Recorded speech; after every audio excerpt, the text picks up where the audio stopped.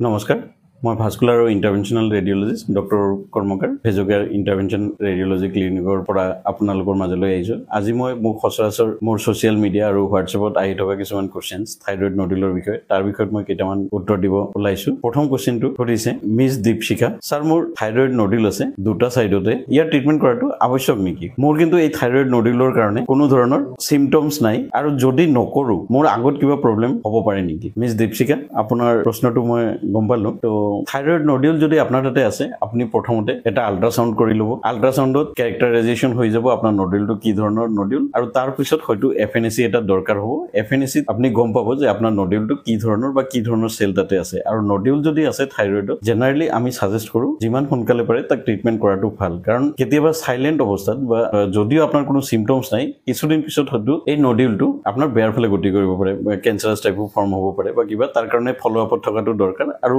FNAC কৰাটো এটা অত্যন্ত দৰকাৰ। সেইকাৰণে যদি থাইৰয়ড নডুল আছে আপুনি thyroid ablation is the best treatment, যিটো আমি কৰোঁ উইদাউট চাৰ্জাৰী। আপুনি চাৰ্জাৰীও কৰিব পাৰে। তাৰ বেনিফিট আৰু এডভান্টেজ আৰু ডিছএডভান্টেজ চাৰ্জাৰী কি আছে আৰু থাইৰয়ড নডুল এবলেশ্যনত কি বেনিফিট আছে সেইটো বাৰু মই পিছত ডিছকাছ কৰি আছোঁ বেলেগ কুৱেশ্যন কৰোঁতে। কিন্তু যদি নডুল আছে আপুনি সেইটো কমপ্লিট ইনভেষ্টিগেশ্যন কৰি বা সেইটোৰ বিষয়ত কমপ্লিট ডায়েগনচিছ কৰি তাত ট্ৰিটমেণ্ট কৰাটো অত্যন্ত দৰকাৰ। নেক্সট কুৱেশ্যনটো কৰিছে Minti Saharia, sir I have multi nodular goitre, doctor ने सर्जरी करने को कहा but I don't want to do the surgery, sir can it be treated without surgery? Please let me know sir. Yes, if you have the thyroid nodular goitre और अगर आपका इसकी वजह से कोई सिम्टम्स है या नेक में स्वेलिंग है, you can go for the surgery also और you should go for the treatment. अपनी इटू ट्रीटमेंट कराटो ভাল। আৰু আজিৰ দিনত যিটো লেটেষ্ট থাইৰয়ড নডুলৰ ট্ৰিটমেণ্ট হয় সেইটো হ'ল থাইৰয়ড নডুল এবলেশ্যন, যিটো কোনো চাৰ্জাৰী দৰকাৰ নাই, মাত্ৰ নিডিল এটা দি আমি থাইৰয়ড নডুল পাংচাৰ কৰি তাক মেচিনে দি থাইৰয়ডৰ ভিতৰতে বা বডিৰ ভিতৰতে সেই নডুলটো আমি কমপ্লিটলি ডেমেজ কৰি দিব পাৰোঁ বা ডেড কৰি দিব পাৰোঁ, আৰু তাৰপিছত এই নডুলটো নিজে নিজে শ্ৰিংক হৈ যায়। গতিকে চিন্তা কৰিব নালাগে, চাৰ্জাৰী নকৰাকেও থাইৰয়ড নডুলৰ আমি ট্ৰিটমেণ্ট কৰিব পাৰোঁ বাই দ্য এবলেশ্যন অৰ বাই এম্বুলাইজেশ্যন। 3 নম্বৰ কুৱেশ্যনটো কৰিছে স্মৃতি কুমাৰী, ছাৰ মোৰ ৰাইট ছাইডৰ নেকত এটা থাইৰয়ড চিষ্ট আছে, আল্ট্ৰাচাউণ্ড কৰোঁতে গম পাইছোঁ, বহুত ধৰণৰ দৰৱ খালোঁ কিন্তু ঠিক হোৱা নাই। মই আপোনাৰ থাইৰয়ডৰ ওপৰত দিয়া ভিডিঅ'বিলাক চাইছোঁ আৰু মোৰ এই থাইৰয়ড চিষ্টটো আপোনাৰ দ্বাৰা কৰা ট্ৰিটমেণ্টত ঠিক হ'বনে? হয়, আপুনি যদি থাইৰয়ড চিষ্ট পাইছে, থাইৰয়ড চিষ্টটো উইদাউট চাৰ্জাৰী আমি কৰা ট্ৰিটমেণ্টৰ দ্বাৰা তাক ঠিক কৰিব পাৰি। কেতিয়াবা আমি থাইৰয়ড চিষ্টটো এস্পিৰেশ্যন আৰু স্ক্লেৰ'থেৰাপি কৰি ঠিক কৰিব পাৰোঁ, আৰু কেতিয়াবা হয়তো আমাৰ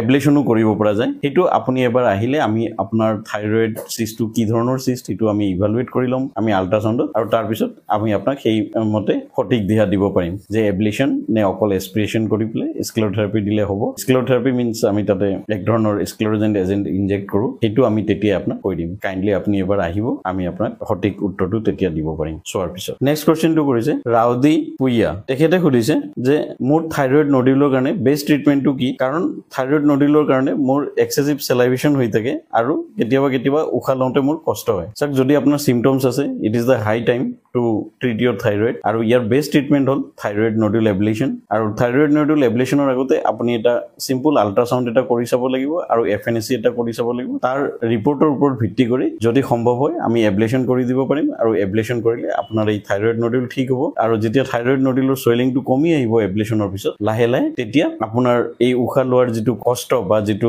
এক্সেছিভ চেলাইভেশ্যন সেইটো কমি যাব। উশাহ লোৱাৰ কষ্টটো এই কাৰণেই হয় কাৰণ আপোনাৰ যিটো থাইৰয়ড নডুল আছে সেইটো চাগে অকণমান ডাঙৰ, আৰু সেইটোৱে আপোনাৰ শ্বাসনলীৰ ওপৰত তাতে প্ৰেছাৰ এটা দিয়ে। প্ৰেছাৰটো দিয়াৰ কাৰণে এই অসুবিধাটো হয়, আৰু এবলেশ্যনৰ পিছত যেতিয়া আপোনাৰ নডুলটো শ্ৰিংক হৈ যাব you will be symptom free. Next কুৱেশ্যনটো কৰিছে মিনতি চহৰীয়া, তেওঁ কৈছে যে ছাৰ মোৰ ডিঙিত এটা ডাঙৰ চুৱেলিং এটা আছে আৰু বহুত দিনৰ পৰা আছে, যদিও বেলেগ অসুবিধা পোৱা নাই, কিন্তু মই যেতিয়া খোৱা লোৱা কৰোঁ বা যেতিয়া কিবা এটা চোৱালো কৰাৰ সময়ত এই চুৱেলিংটো আপ এণ্ড ডাউন কৰি থাকে। তো কি কৰিলে মই গম পাম যে মোৰ বেমাৰটো কি? চাওক, যদি আপোনাৰ নেকত চুৱেলিং আছে আৰু এই চুৱেলিংটো যদি চোৱালোৱাৰ সময়ত বা আপুনি খোৱাৰ সময়ত এইটো আপ ডাউন কৰে আপোনাৰ ট্ৰেকিয়েল মুভমেণ্টৰ লগত বা চোৱালোৱাৰ সময়ত, তেতিয়াহ'লে অলমষ্ট আমি চিয়'ৰ যে এই চুৱেলিংটো হয়তো আপোনাৰ থাইৰয়ডৰ পৰা আহিছে। আৰু যদি থাইৰয়ডৰ পৰা আহিছে তাক ডায়েগন'জ কৰিবৰ কাৰণে আপুনি এটা আল্ট্ৰাচাউণ্ড কৰিব। আল্ট্ৰাচাউণ্ডত কমপ্লিটলি এইটো ডায়েগন'জ হৈ যাব, যদিও কেতিয়াবা হয়তো CT স্কেন বা FNAC দৰকাৰ হ'ব পাৰে, কিন্তু আল্ট্ৰাসাউণ্ডে আপোনাক সঠিক ডায়াগনোসিসটো দিব যে এইটো কৰ্পৰা টিস্যুটো আহিছে কৰ্পৰা সোইলিংটো আৰম্ভ হৈছে আৰু কি ধৰণৰ সোইলিং হিটো আপুনি আল্ট্ৰাসাউণ্ডত গম পাই যাব গতিকে মোৰ সাজেশন হল আপুনি সোনকালে এটা আল্ট্ৰাসাউণ্ড কৰি ল'ব নেক্সট কোৱেশ্চনটো কৰিছে মানসী তিৱাৰী তেওঁ কৈছে যে থাইৰয়েডত এবলেশন ট্ৰিটমেন্টৰ সময়ত হস্পিটেলত কিমান দিন থাকিব লাগে আৰু থাইৰয়েড এবলেশনৰ পিছত বা আৰএফএ ট্ৰিটমেন্টৰ পিছত স্কিনত কিবা দাগ থাকি যাব নেকি সব আমি আমাৰ এইটো centre Vasocare intervention radiology centre এইটোৱে high volume thyroid nodule ablation centre in the North East আমি এতিয়ালৈকে বহুতো পেশেন্টত থাইৰয়েড নডুল এবলেশন কৰিছো ইয়াৰ কাৰণে জেনাৰেলি পেশেন্ট আমি এডমিট কৰিলেও এটা দিনৰ কাৰণে হয়তো 24 আৱাৰ্ছৰ কাৰণে কৰিব পাৰো বা কৰাৰ পিছত আমি অবজাৰভেশন 8 to 12 আৱাৰ্ছ আমি পেশেন্ট অবজাৰভেশনত ৰাখো কৰি পেলাই হয়তো নেক্সট ডে বা সিদিনাখনে বা নেক্সট ডে মৰ্নিং আমি পেশেন্টক যাব দিব পাৰো গতিকে লং হস্পিটেলাইজেশনৰ দৰকাৰ নাই জেনাৰেল এনেস্থেচিয়াৰ দৰকাৰ নাই আৰু আপুনি যেটো দাগ থকাৰ কথা কৈছে যেটো স্কাৰ থকাৰ কথা কৈছে আমি জিবিলাক কৰিছো কৰবাত যদি থাকেও এটা 2 mm ৰ নিচিনা সৰু এটা বিন্দু নিচিনা এটা দাগ থাকিবও পাৰে আৰু বহুতো পেশেন্টত আমি দেখিছো কৰাৰ পিছত দাগটো একেবাৰে গমেই নাপায় তো গতিকে দাগৰ কাৰণে ইমান চিন্তা কৰিব দৰকাৰ নাই যেটো সাৰ্জাৰি পিছত স্মাইলি টাইপৰ এটা ডাঙৰ দাগ এটা থাকি যায় ইনচিশন দিয়া বা সিলাই কৰা এই দাগটো আপোনাৰ এবলেশনৰ পিছত একেবাৰে নাথাকে গতিকে আপুনি ইমান চিন্তা কৰিবলগীয়া নাই আৰু হস্পিটেল প্ৰলং যেনেকে উইথ জেনাৰেল এনেস্থেচিয়া বা সাৰ্জাৰি সময়ত যেনেকে কেইবাদিনো হস্পিটেলত এডমিট থাকিব লাগে এবলেশনত দৰকাৰ নাই বৰ বেছি এদিন এডমিশনত দৰকাৰ হ'ব পাৰে বা কেতিয়াবা ডে কেয়াৰ হিচাপত কৰিও after 8 to 10 hours of observation of the thyroid nodule ablation we can send you to your home thank you next question to কৰিছে উজ্জ্বল চাকমা তেওঁ সুধিছে স্যাৰ মোৰ থাইৰয়েডত আল্ট্ৰাসাউণ্ড ৰিপৰ্টত দুইফালে টোটাল 4টা নডুল আছে স্যাৰ এই 4টা নডুলে একেদিনাই ট্ৰিটমেন্ট কৰিব পৰা যাবনে সাৰ্জাৰি নোহোৱাকে হয় আপোনাৰ ৰিপৰ্টটো 4টা নডুল যদি মেনশন কৰিছে আপোনাক এবাৰ আমি চালে ভাল আছিল আপোনাৰ উত্তৰটো সঠিককে দিয়া কিন্তু বহুত কিটা কেছত আমি যদি দেখিছো যে মাল্টিপল থাইৰয়েড নডুল যদি দুটা সাইডতেও থাকে আমি একেদিনাই একে সিটিংতে কৰি দিব পাৰো তাৰ ফলত একেবাৰে ট্ৰিটমেন্টটো হৈ যায় আৰু আপোনাৰ খৰচটো হস্পিটেলৰ বহুত কমি যায় কাৰণ বাৰে বাৰে কৰাতকে এবাৰতে কৰি দিলে বহুত ভাল কিন্তু তাৰ আগতে আমি পেশেন্টটো চাব লাগিব ক'ত আছে লোকেশন কি আছে সাইজ কি আছে কি ধৰণৰ আপোনাৰ নডুল আছে এই গোটেইখিনি চোৱাৰ পিছত আমি এটা সঠিক দিহা আপোনাক দিব পাৰিম গতিকে এবাৰ আহিব 4টা নডুল থাকিলেও আপুনি চিন্তা কৰিব নালাগে বহুত ক্ষেত্ৰত আমি multiple nodules in both sides in a same sitting in a same day আমি পেশেন্টত কৰি দিছো থ্যাংক ইউ নেক্সট কোৱেশ্চন কৰিছে উৎপল নেওক তেওঁ সুধিছে যে স্যাৰ থাইৰয়েড নডুল এবলেশন বা আৰএফএ যদি আমি সাৰ্জাৰি লগত কম্পেয়াৰ কৰো কোনটো বেটাৰ হ'ব ট্ৰিটমেন্ট সব এইটো আপোনাৰ নিজৰ কল হয় যদি মোক খুদে মোৰ মতে মই কম যে যেহেতু থাইৰয়েড নডুল এবলেশন কৰিলে কোনো সাৰ্জাৰি নোহোৱাকে আমি কৰো আমি পেশেন্ট ফলো আপত ৰাখো ইভেন আফটাৰ সাৰ্জাৰিও you will be on followed up by the surgeon or the ENT surgeon আৰু থাইৰয়েড নডুল এবলেশনত পিছত কি আমি যেটো নডুল অকল যেটো আপোনাৰ ডিজিজ টিস্যু গোটেই থাইৰয়েডৰ মাজত যত নডুলটো আছে অকল সেই নডুলটোকে ট্ৰিটমেন্ট কৰো বাকি আপোনাৰ যেটো থাইৰয়েডৰ নৰমাল টিস্যু এইখিনি এজ ইট ইজ থাকি যায় গতিকে আপোনাৰ থাইৰয়েড ফাংশনটো আপোনাৰ বডিত মেইনটেইন থাকিব যেটো অত্যন্ত জৰুৰী থাইৰয়েডটো যদিও আমাৰ বডিত এটা সৰু এটা গ্ল্যান্ড আমাৰ বডিৰ মেটাবলিজমৰ পৰা আৰম্ভ কৰি বহুত ধৰণৰ ফাংশন এই সৰু গ্ল্যান্ডটোৱে নিয়ন্ত্ৰণ কৰি থাকে সেই কাৰণে যেহেতু থাইৰয়েড নডুল এবলেশনত আমি অকল নডুলটো ট্ৰিটমেন্ট কৰো আৰু বাকি গোটেই নৰমাল টিস্যুখিনি থাকে আৰু থাইৰয়েড ফাংশনটো এজ ইট ইজ চলি থাকিব গতিকে always it is better than the surgery কাৰণ সাৰ্জাৰিত হেমি থাইৰয়েডেক্টমীয়ে হওক বা টোটাল থাইৰয়েডেক্টমী হওক আপোনাৰ নডুলৰ লগতে থাইৰয়েডৰ নডুলৰ টিস্যুখিনি গোটেইখিনি উলাই লৈ আহে সাৰ্জাৰিত আৰু তাৰ পিছত হয়তো বহুতো পেশেন্টে হয়তো লাইফ লংও কেতিয়াবা থাইৰয়েড ৰিপ্লেসমেন্ট থেৰাপি বা থাইৰয়েড হৰমন ৰিপ্লেসমেন্ট থেৰাপি বা মেডিসিন খাই থাকিব লগা হয় যেটো থাইৰয়েড এবলেশনত দৰকাৰ নাই আৰু থাইৰয়েড এবলেশনৰ পিছত কোনো ধৰণৰ দাগ নাথাকে যদি আপুনি লেডি হয় বা লেডি পেশেন্টত জেনাৰেলি তেওঁলোকে বিচাৰে যে কোনো দাগ নথকাকে সাৰ্জাৰি বা ট্ৰিটমেন্ট হৈ যাওক এইটো থাইৰয়েড নডুল এবলেশনৰ ক্ষেত্ৰত সম্ভৱ যেটো সাৰ্জাৰিত সম্ভৱ নহয় সাৰ্জাৰিত আপোনাৰ সৰু দাগ এটা হলেও স্মাইলি টাইপৰ দাগ এটা হলেও থাকি যাব আৰু পেশেন্ট কনভেনিয়েন্ট হয় next day within 24 hours we can discharge after the thyroid nodule ablation patient can join their duties within a day or two and on thyroid surgery হয়তো পেশেন্ট কেইবাদিনো হস্পিটেলত থাকিব লগা হ'ব পাৰে আৰু patient or recovery time to বেছি লাগে গতিকে মই আপোনাক এইটোৱে ক'ব বিচাৰো যে thyroid ablation treatment is far better than the thyroid nodule surgery next কোৱেশ্চনটো কৰিছে বিভূতি ৰাভা স্যাৰ মোৰ থাইৰয়েডৰ এটা ডাঙৰ সোইলিং আছে বেলেগ ডক্টৰে সোৱাৰ পিছত ইমিডিয়েটলি সাৰ্জাৰি কৰিব কৈছে কাৰণ সাৰ্জাৰি নকৰিলে এটো ক্যান্সাৰ ফৰ্ম কৰিব পাৰে বুলি তেওঁলোকে কৈছে স্যাৰ মই এতিয়া কি কৰো ওকে চাওক বিভূতি আপোনাৰ যদি থাইৰয়েড সোইলিং আছে হয়তো আপুনি অলৰেডি সিটি স্ক্যান বা আল্ট্ৰাসাউণ্ড কৰিছে আৰু এফএনএসি কি জানি কৰিছে এফএনএসি যদি কৰা নাই এফএনএসি এটা কৰি লব এফএনএসি আপোনাৰ থাইৰয়েড টিস্যুটো ক্যান্সাৰাছ টিস্যু বা ক্যান্সাৰাছ নডুল ফৰ্ম হ'ব পাৰে নেকি হিটো আমি এফএনএসি ৰিপৰ্টৰ পৰা গম পাই যাম তো গতিকে হিকিনি কৰাৰ পিছতো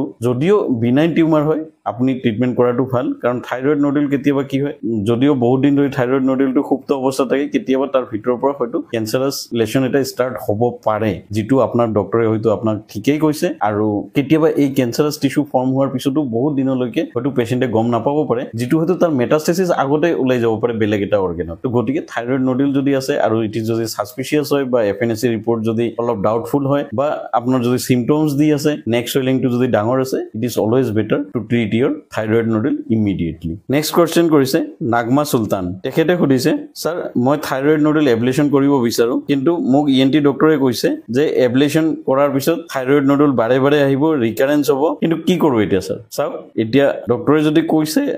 হিটু বিষয়ত মই কওঁ কাৰণ আমি যিমান বিলাক কেস কৰিছো আমি নকওঁ যে ৰিকাৰেন্স হোৱাৰ চান্স নাই হয়তো কেতিয়াবা দুই এটা পেশেন্টত বহুত বিলাক পেশেন্টৰ ভিতৰত হয়তো 0.01% বা আউট অফ 1000 পেশেন্ট এটা দুটা পেশেন্টৰ কেতিয়াবা ৰিকাৰেন্স হ'বও পাৰে তাৰ কাৰণে আপোনালোকে চিন্তা কৰিব দৰকাৰ নাই ৰিকাৰেন্স হলে আমি ৰিপিট থাইৰয়েড এবলেশন কৰিব পাৰো আৰু আমাৰ ইটো এটা মই বাৰে বাৰে কৈছো it is a high volume thyroid ablation centre in the north east of India in Guwahati আৰু আমি বহুত কেস কৰিছো আৰু ম্যাক্সিমাম কেছত আমি ৰিকাৰেন্স পোৱা নাই গটিকে ৰিকাৰেন্স যদিও কৈছে তথাপি ৰিকাৰেন্স হ'ব বুলিয়ে আপুনি ভাবিব নালাগে you can go ahead with the thyroid ablation or apuni jot ase apunar osorote jodi kunba interventional radiologist ase teor eta paramorkho loi lobo teo apnak khotike bostutu bujai dibo and even after the thyroid surgery also there may be the chances of the recurrence don't forget it so if someone tells that only the recurrence is after the thyroid ablation no it is not even after the thyroid surgery also there may be the recurrence in the thyroid bed teor ditiyo question to nagma sultan ekete ditiyo question eta korise etu hol sir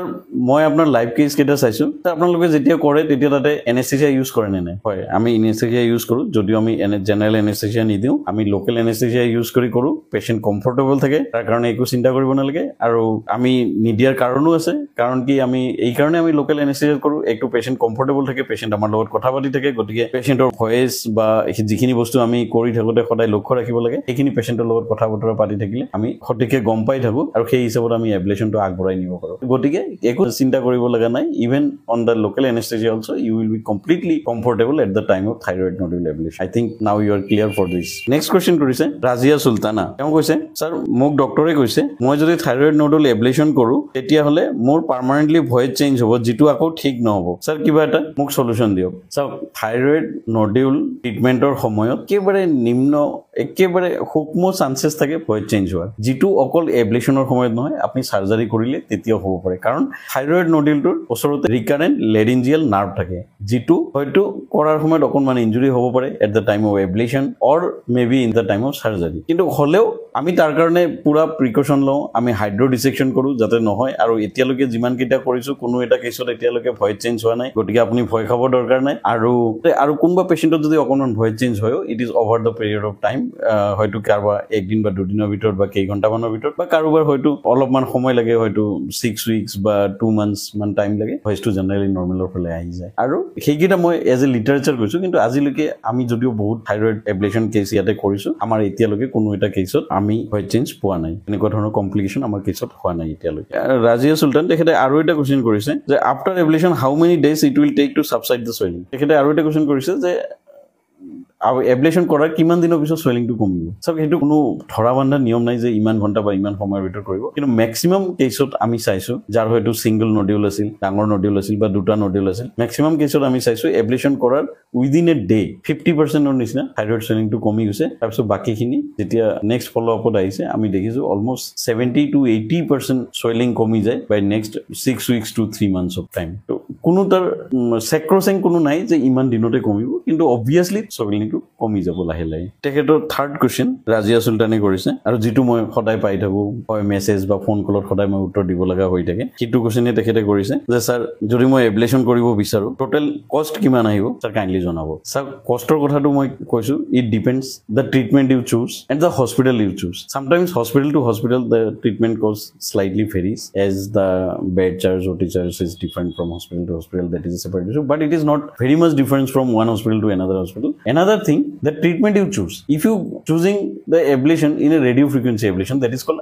RFA is slightly lower cost than the microwave ablation which we generally used to do day-to-day basis, the microwave ablation. Slightly higher cost, the microwave antenna may cost 65,000 to 95,000, maybe 1,15,000 or 1 lakh. It depends from company to company and what are the materials and the machines you are using, which company, and what is the efficacy of that machine. 65,000 to 125 or 135, 140 may be the cost of the equipment charges for the thyroid nodule ablation. Or if you go for the radio frequency ablation, it may goes to the 40 to 65 or 75 or 85,000 chances. But why I choose the microwave ablation over the radio frequency ablation? Because the radio frequency ablation is slightly less efficacious than the microwave ablation, because the radio frequency or the RFA ablation have the heat sink effect, which may slightly lower the efficacy than the microwave ablation. So it is always better to choose the microwave ablation for the thyroid nodule ablation. Thank you. And if you have any questions or any doubt, or if you want to have the expert opinion on that, you are welcome to our clinic at the given address, or you can call us in our number, or you can mail us also. Thank you.